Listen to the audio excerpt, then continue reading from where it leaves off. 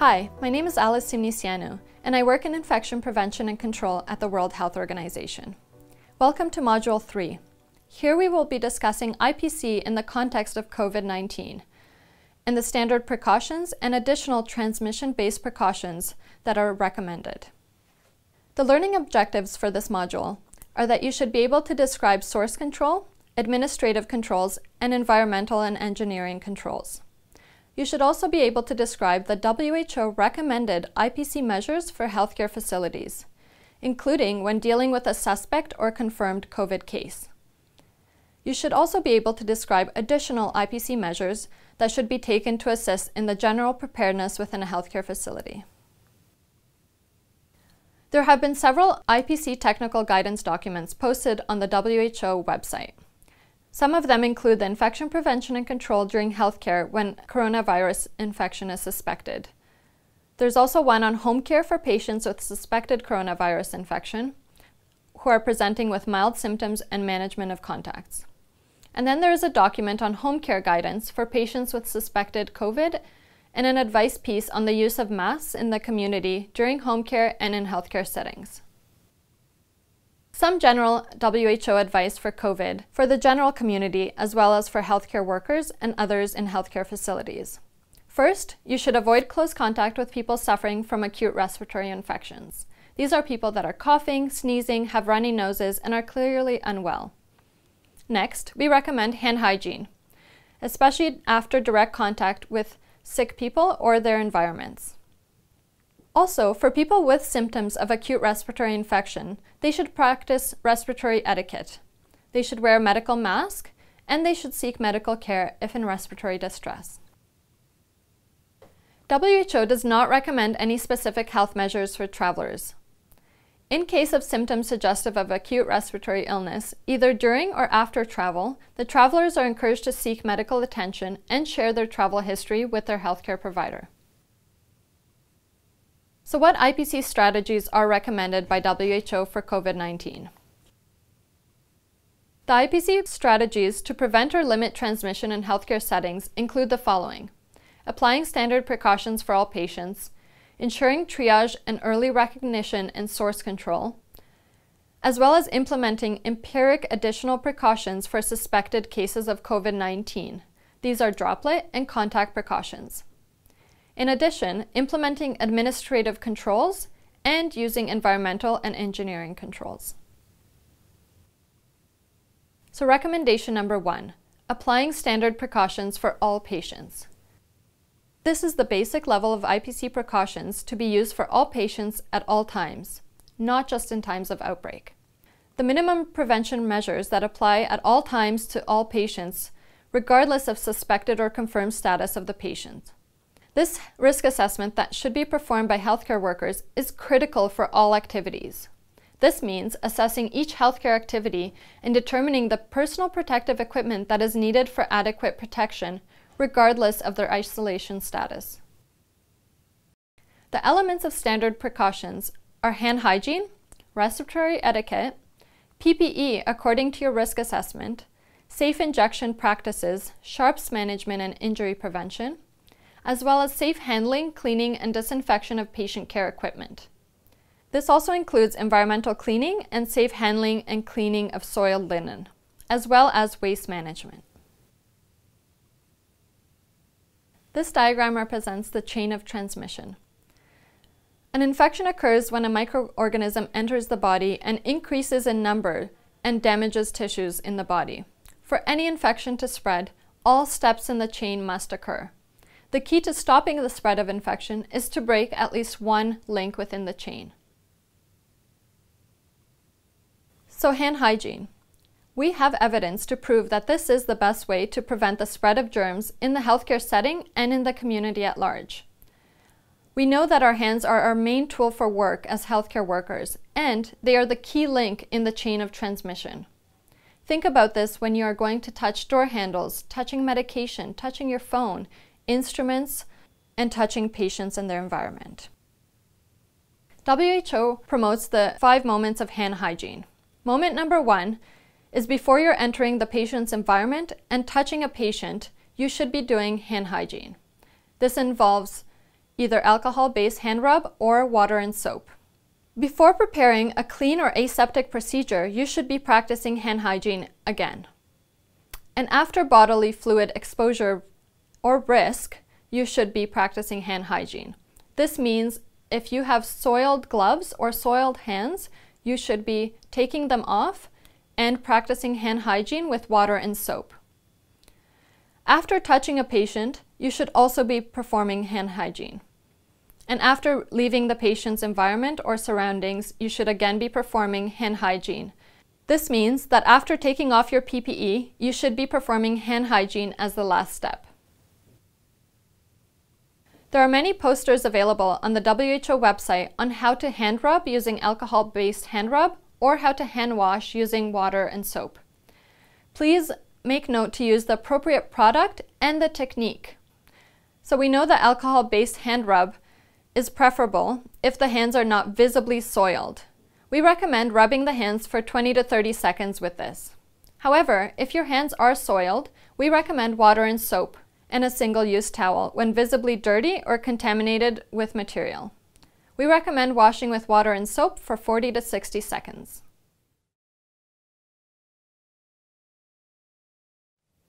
These are some alternative posters that show how to perform hand rub or how to hand wash.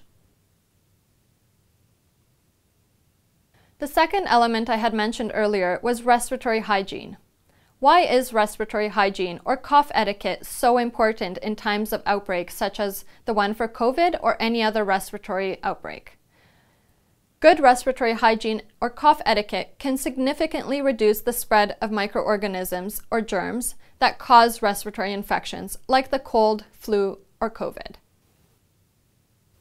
This includes turning your head away from others when coughing or sneezing, covering the nose and mouth with a tissue and discarding that tissue immediately, or coughing or sneezing into your elbow if no tissue is available.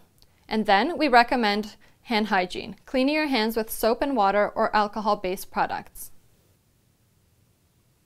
So, how to promote respiratory hygiene in a healthcare facility?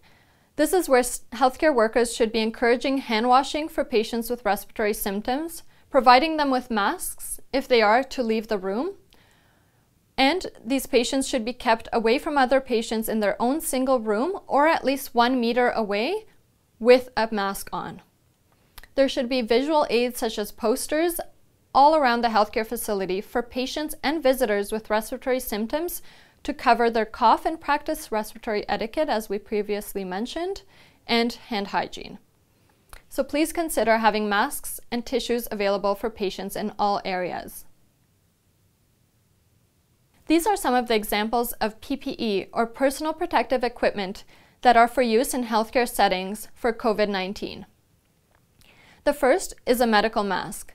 This covers the nose and the mouth from respiratory secretions entering those areas. The N95 mask is only to be used during aerosol generating procedures. This is the only time we recommend airborne precautions. The face shield is also available as an alternative to the goggles, and it protects the eyes, nose, and mouth, but we recommend using it with a face mask. The goggles may be used with the face mask as well to protect the eyes. The gown should be used for droplet and contact precautions to protect the body and the clothing of the healthcare worker. The gloves as well should be used to protect the hands after hand hygiene is performed. And head covers may be sometimes recommended as well. So we talked earlier about the risk assessment and standard precautions. Risk assessments mean that the risk of exposure and extent of contact that you anticipate with blood, body fluids, respiratory droplets, or open skin. Once this is done, you should select which PPE items to wear based on this assessment. You should be performing hand hygiene according to the WHO 5 moments for hand hygiene, and this should be done for each patient, each time you encounter them. So think about building this into your routine. As you're walking towards a patient's room, you should automatically be thinking, what does the patient have and how can I protect myself? Here we show some scenarios of when you should wear the various kinds of PPE. I won't go through them all, but please take some time to look at this chart.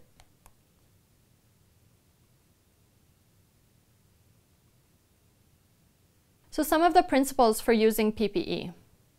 Always clean your hands before and after the wearing of the PPE. PPE should be available by the healthcare facility when and where it is indicated. So this should be outside patient care rooms and inside if you anticipate needing PPE for some sort of activities. They should be provided in the correct size, and you should be selecting these according to risk or per the precautions noted for the patient. They should always be put on before contact with the patient and their environment. They should always be immediately removed after completing the task and leaving the patient care area. PPE should never be reused. However, if you have some sort of reusable PPEs, these should be cleaned and disinfected after every use. PPE should be immediately changed if it becomes contaminated or damaged. PPE should not be adjusted or touched during patient care. Specifically, make sure to never touch your face while wearing PPE.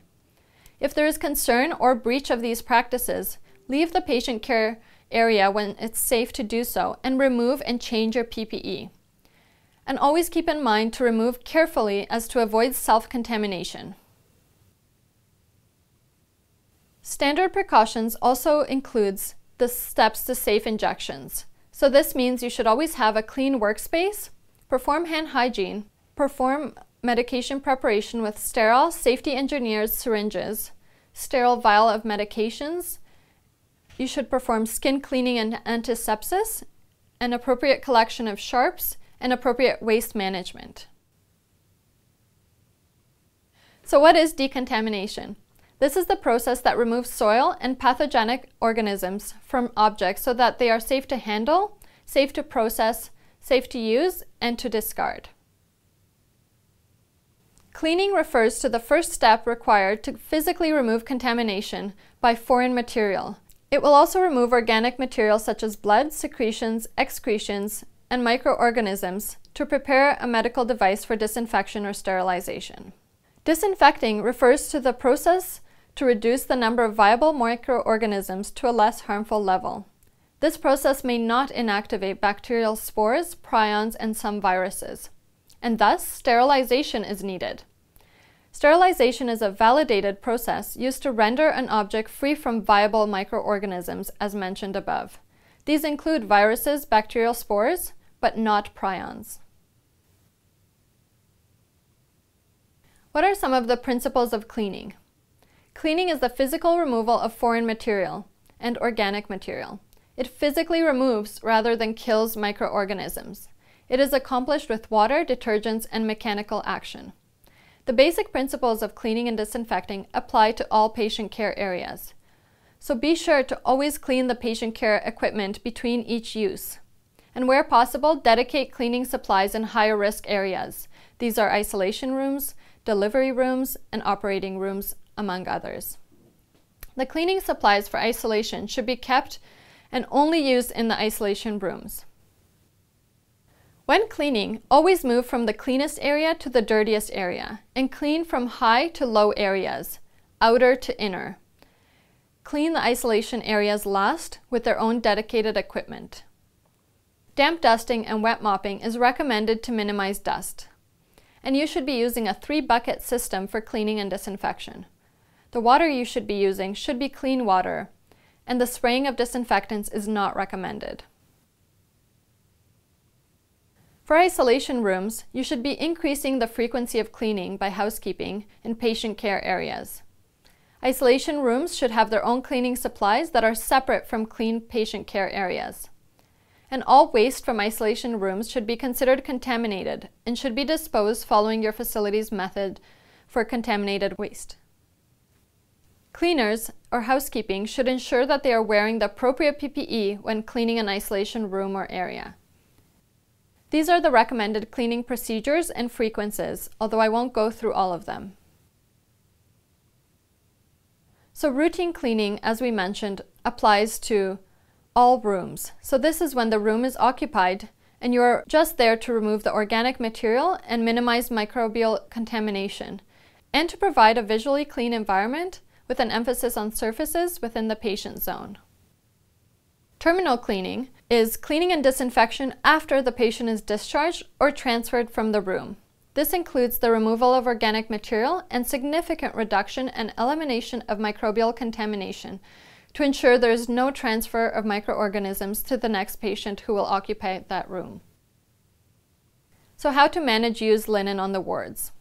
We recommend you wear PPE according to the risk when handling used or soiled linen if appropriate. You should be handling soiled linen with minimum agitation to avoid contamination to the environment. Place the soiled linen into bags at point of care. If the linen is grossly soiled, we recommend remove the gross soil with a gloved hand and using a flat, firm object. Discard the solid material into the toilet and dispose of towels into the waste. Place the soiled linen into a clearly labeled leak-proof container in the patient care area before transport. Linen should be sorted and transported in a way to prevent contamination. And clean linen on the patient care wards should be stored in a designated area, for example, a closed room or a closet, or closed containers away from public access. The waste management process should be as such, and safe treatment of waste generated during healthcare activities is the responsibility of all staff.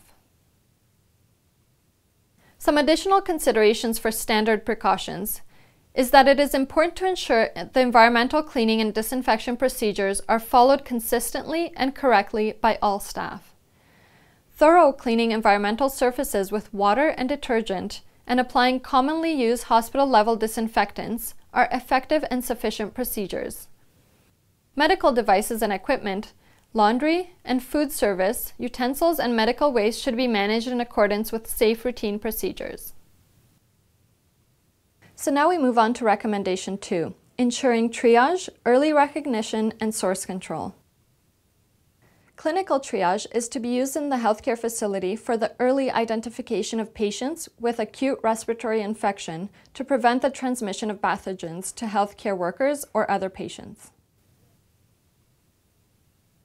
Triage or screening areas require the following equipment: a screening questionnaire with the following screening questions that will be described later, an algorithm for triage to let the healthcare worker know what to do once the patient has answered yes to any of the questions, documentation to ensure that there is clear communication among healthcare workers what questions have been answered positively or negatively and what requirements the patient needs, PPE available for the healthcare worker and the patients, and this includes hand hygiene equipment and posters to be posted around the room, infrared thermometers if they are available to test for fever, waste bins, and access to cleaning and disinfection solutions.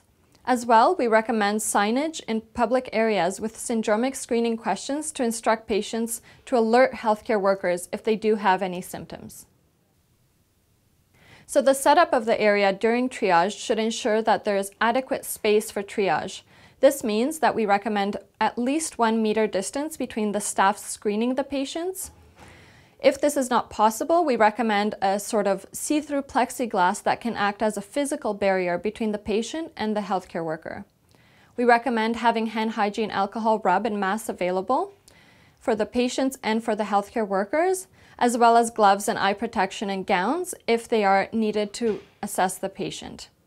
We recommend that the waiting room chairs for patients should be at least 1 meter apart. And we recommend a one-way flow for patients and for staff. As I mentioned earlier, we also recommend that there's clear signage, not only for symptoms, but also for directions on where to go and what to say to the healthcare workers. We also recommend that family members or others who are accompanying the patients should maybe wait outside the triage area to prevent overcrowding. These are some of the syndromic surveillance screening questions or posters that can be posted around the waiting room and at entries to the facility. These go through the 3 or 4 basic questions that we need to know from patients coming in. So have they experienced fever? So this is a new onset of fever or a worsening fever of more than 38 degrees in the past 14 days.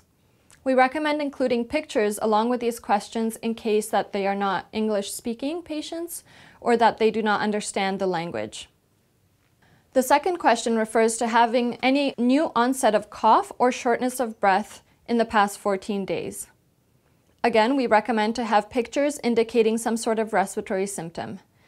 So the third refers to the travel history and the contact. To have general language of asking the patient if they have had travel to a high transmission area or country where there has been COVID-19 cases, or having had contact with someone who has either traveled or experienced respiratory symptoms in the past 14 days.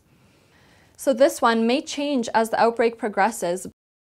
This question is crucial because this would determine if they are also having that travel-related piece of the case definition that we look for COVID-19 cases. So if the patient answers yes to any of these questions, you should consider having them be a suspect patient, and such, you should be recommending that the patient washes their hands, that they sit away from others, and that they wear a mask if they are symptomatic. And on the healthcare worker side, you should think about trying to isolate them as much as possible and as early as possible. So if you have single rooms in the emergency department, that would be ideal, and to place them on isolation on contact and droplet as soon as possible. If a single room is not available, or until it is found, we recommend, again, 1 meter distance from others in the waiting room and that they wear a mask. For the hospital admission and triage and the flow of the patients, we really recommend in these situations where there will be a high flow of patients into the emergency room with respiratory symptoms, we recommend avoid admitting low-risk patients who don't have respiratory symptoms and don't have any underlying diseases. We recommend cohorting patients if they have the same diagnosis, but we don't recommend placing suspect patients with confirmed patients. So the cohorting piece really has to be thought out, and it has to be engaging the infection prevention and control team in the healthcare facility to ensure that the correct decisions are made. We recommend also placing these patients with symptoms in a single well-ventilated room as soon as possible and when possible. And if that's not possible, to place the measures that I previously mentioned. And to assign healthcare workers experience in outbreaks and practice good infection prevention and control measures. So now we move on to recommendation number 3. This is where we recommend the additional precautions for suspect and later confirmed cases of COVID-19. So additional precautions are for patients who are symptomatic and are suspect cases, or they have a confirmed infection with a highly transmissible pathogen, in this case COVID-19. So when the pathogen is considered important from an epidemiological point of view, we recommend additional precautions. When medical interventions increase the risk of transmission of a specific infectious agent, such as aerosolizing procedures, we recommend airborne precautions only when doing aerosol-producing interventions. And when the clinical situation prevents the systematic application of standard precautions, we recommend additional precautions to ensure that the healthcare workers are protected and that other patients and others in the healthcare facility are also protected. So what do additional precautions include? Well, they include the standard precautions that we've mentioned previously, and the special accommodations and isolations that come with additional precautions. So these are the single rooms or the space between the beds, which we've mentioned, having a dedicated toilet, and they recommend signage outside of the patient's room or bed to ensure that all healthcare workers going to see that patient are aware the patient is on isolation. They include the PPE, so the PPE that is recommended for contact and droplet precautions, and we will go through it later, and dedicated equipment and cleaning of this equipment between patients and really between patient uses. We also recommend limiting the transport of these patients, and if it must be done for tests, they are recommended to also wear a mask.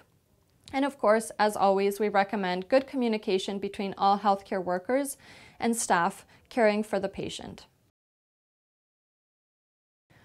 So what is different about transmission-based precautions and standard precautions? Well, transmission-based precautions really include standard precautions and the additional measures that I mentioned. Standard precautions are part of the transmission precautions because we must always remember to maintain the basics that we've previously mentioned, such as hand hygiene. So the types of additional precautions that are based on modes of transmission. There are direct modes, such as direct contact. This occurs through touching, and an individual may transmit organisms to others by skin-to-skin contact or contact with the surfaces in the healthcare facility. Droplet spread refers to the sprays that are relatively large, but they are short range, which means they don't go past 2 meters, and they are usually produced by sneezing or coughing. And then there are the indirect modes. There's indirect contact, which refers to the transfer of an infectious agent from a reservoir to a host through things like airborne transmission, where infectious agents are carried by dust or droplet nuclei suspended in the air. Or there are vehicles that may indirectly transmit an infectious agent, such as patient equipment or surfaces in the environment. Or there are vectors, such as mosquitoes, like we know for other infections, that may carry an infectious agent or may support growth or changes in the agent before it reaches the human host. So coming back to COVID-19, patients who are suspected or confirmed are recommended to be on contact and droplet precautions for all patients with suspected or confirmed COVID-19. Airborne precautions are only recommended for aerosol-generating procedures. So these are things like suctioning of the respiratory tract, intubation, bronchoscopy, or resuscitation, and others. So all patients with respiratory illness should be in a single room, or if possible, should be at least 1 meter away from other patients in a waiting room. And as we've previously mentioned, we do recommend that a team of healthcare workers are dedicated to care exclusively for suspected patients. We recommend these healthcare workers to wear the appropriate PPE at all times when caring for these patients. And of course, not to forget the hand hygiene that should be done any time that the WHO 5 moments of hand hygiene apply, and to keep in mind that this is also before and after removing PPE. As well, equipment should be single-use when possible. If not possible, it should be disinfected between uses. We avoid the transportation of suspected or confirmed cases and have these patients wear masks, and the healthcare workers to wear the appropriate PPE. We recommend routine cleaning of the environment as well as additional cleaning for these rooms. And we recommend limiting the number of healthcare workers, visitors, and family members who are in contact with the patient. And if necessary, everyone must wear PPE when entering the room. We also recommend that visitors or others who are not healthcare workers staff who are dedicated to the patient should be recorded, let's say on a sign-in sheet outside of the patient's room for contact tracing purposes. Precautions should continue until the patient is asymptomatic and the healthcare team deems them no longer infectious. So moving on to the specific types of precautions. Contact precautions ensures that patients are in a single room and that they are to stay in that room. It recommends that hand hygiene is done according to the 5 moments, and in particular before and after removing PPE. We recommend also avoiding touching your face, eyes, nose, or mouth with contaminated gloves or ungloved hands. We recommend that staff always wear the appropriate PPE, and in this case would be gown and gloves, and the appropriate equipment cleaning, disinfection, and sterilization is performed. And as I've mentioned earlier, we recommend regular and enhanced environmental cleaning of this patient area. And of course, to keep in mind to avoid contaminating surfaces that are not involved with direct patient care. The second precautions we recommend is droplet precautions. So again, they should be in a single room or separated by at least 1 meter, and healthcare workers must wear the appropriate PPE. In this case, in addition to what we've mentioned in contact, droplet also ensures that the face is covered. So this requires a medical mask, eye protection, whether that's goggles or a face shield, and a gown. And again, the patient is to stay in the room and not have any movement outside in the inpatient units or in the hospital environment unless they are needed to be transported to a test. And in that case, we again recommend the patient wears a mask and the healthcare workers wear the appropriate PPE. So airborne precautions, as I've mentioned, are only being recommended for aerosol-generating procedures. These are things like bronchoscopy, intubation, resuscitations, and others. For airborne, we also recommend the single room, usually with negative pressure, or if that's not possible, to at least have adequate ventilation. So this is natural ventilation with airflows of at least 160 liters per patient, or in a negative pressure room with at least 12 air exchanges per hour and in a controlled direction of airflow when using mechanical ventilation. So the PPE in total should be the contact droplet, and in cases of aerosol-producing interventions, you should add airborne to that. And for airborne, it requires the N95 masks or the FFP2s or equivalent masks, only for airborne. There are instructions on how to do a proper mask fitting for N95 masks, and these are usually done with the occupational health department in your healthcare facility so that you know what size would best fit you. And every time you put the N95 on your face, you should be required to do a seal check. So this ensures that there is no leakage. And if there is any leakage, that you should be adjusting the position and the straps and retesting the seal. You should ensure every time you go into the room to perform an intervention that these respirators are sealed properly. So how to put on PPE. So you can look at these images and go through the steps, and these should also be outlined in the precautions signage outside of the patient's room. So the first step refers to the risk assessment you should be doing when you are entering the patient's room or the area. So what situation are you walking into? What symptoms does the patient have? And what precautions are they on? What PPE will you need for these precautions? Gather this and prepare to walk into the patient's room when you are done putting on your PPE. The first step is to perform hand hygiene. So this is either with an alcohol-based hand rub, and you should be doing this for 20 to 30 seconds, or with water and soap, and we recommend 40 to 60 seconds. Next, you would be putting on the gown. And next, you put on the mask. So this is a medical or surgical mask for droplet precautions. Or if you are going into an airborne precautions room to perform an intervention, you should be putting on the N95 mask and doing the seal check. For the eye protection, you should be putting on goggles or a face shield. And lastly, you should be putting on your gloves.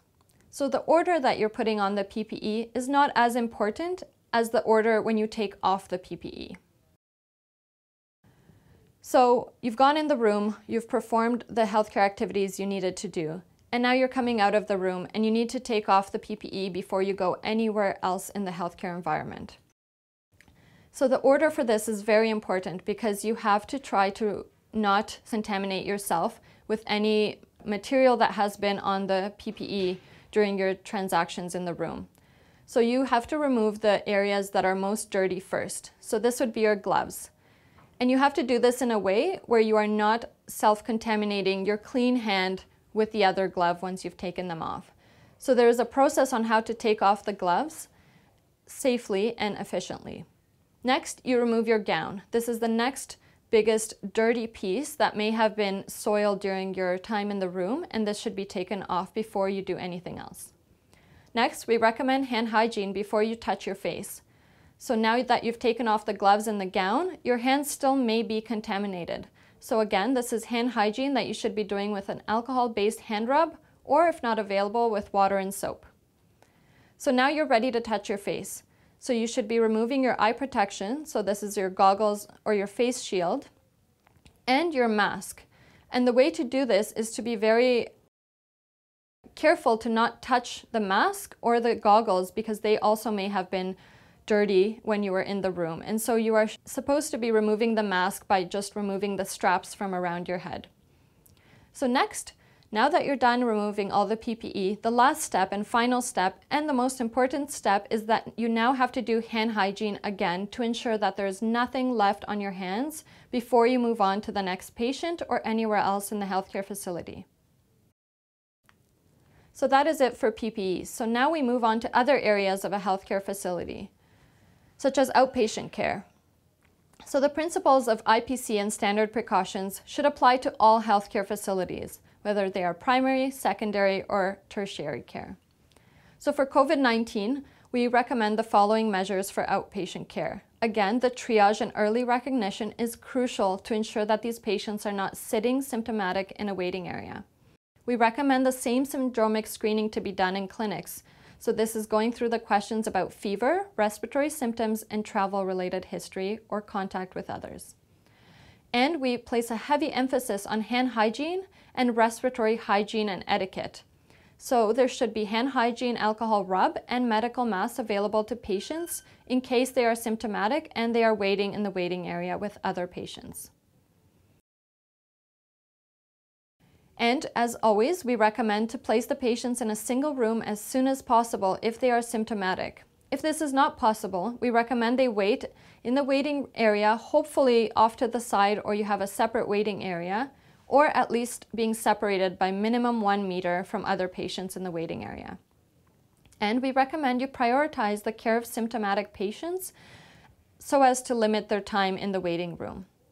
We recommend also education for patients and their families about the early recognition of symptoms, basic precautions to be used both out in the community and at home, and which healthcare facility or hotline they should refer to if their symptoms worsen. So moving into home care. We know most of the COVID patients will have mild symptoms and thus are recommended to be cared for at home or to self-isolate at home. So what IPC strategies do we recommend for COVID-19 in the home? Well, there's a technical guidance document that has been produced and is available on our website, and you can visit it for more detailed information. I will go through some of the quick facts with you. So patients with mild respiratory symptoms, like I mentioned, should be staying at home and self-isolating until they are recovered. So WHO recommends that the patient has ongoing communication with a healthcare provider or public health link person during the full duration of their home care period until the resolution of symptoms. So if the healthcare workers are visiting patients within the home, we recommend the same precautions: to wear a mask and perform the appropriate hand hygiene when providing care. To educate the patient on how to limit exposure to the rest of their family, and to teach them respiratory etiquette and hand hygiene. So again, to cover their mouth and nose when sneezing or coughing, either with their elbow or with a tissue, and then performing hand hygiene. This would limit the spread even within their home. And we recommend that they educate caregivers within the home on how to appropriately and safely care for the ill member of the family, and to provide the patient and the family with ongoing support, education, and monitoring. So the caregivers, who are usually the family members, if possible, should be, as I mentioned, educated on the type of care they're supposed to be providing and the available protection that they have to ensure that they don't also get infected. And if they're not providing care, to ensure that they just keep a healthy, safe separation from the ill member of the family just until the symptoms improve. And to remind the patient, if possible, to practice hand hygiene as much as possible, respiratory etiquette, or to wear a mask if they're going to be in the presence of other family members who may be at risk. And that brings us to the end of Module 3. These are the resources that are available on our website, and there are many more that are related to IPC and other areas of COVID-19 case management. So please go to the WHO website and you will find all of the technical guidance documents that we've produced. There's also FAQs there, hopefully answer some of your questions that you may have. And if not, please email us and get in touch with any of the questions that you may have. Thank you to everyone who contributed to this online education, and we look forward to hearing your feedback. Thank you.